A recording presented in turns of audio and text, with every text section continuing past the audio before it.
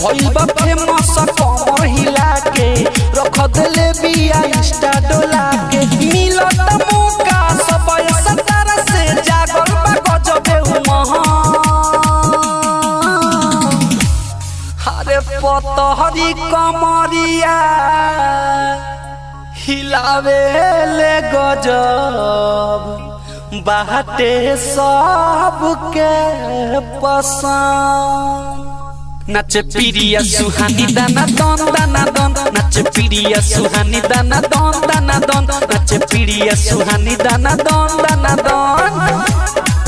दाना दन दाना दन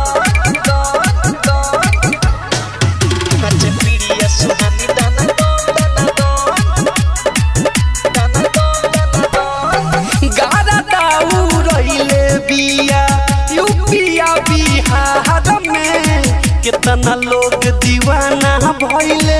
एक देनु प्यार में गारा दाऊ रहिले बिया यूपिया बिहार में कितना लोग दीवाना भइले एक देनु प्यार में लाइक कमेंट मिलत खूबे भइल बाटे हुरदह हरे पतहरी कमरिया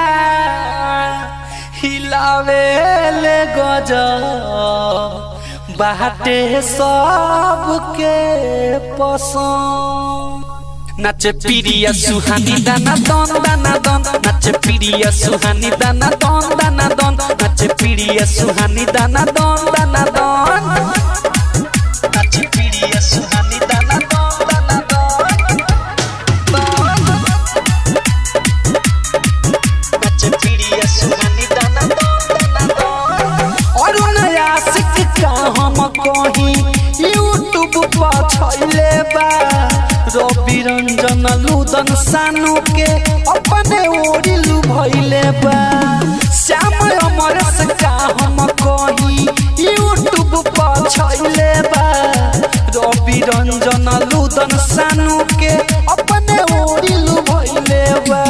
अंकुश राम दिल भइल बेकाबू संदीप भइल बा मगन हरे पतहरी कमरिया हिलावे ले गजब बाटे सबके पसंद नाचे पिरिया सुहानी दाना दन दाना दन नाचे पिरिया सुहानी दाना दन दाना दन नाचे पिरिया सुहानी दाना दन दाना दन मनोकामना रिकॉर्डिंग स्टूडियो बकरी बाजार मोबाइल नंबर 8825156667।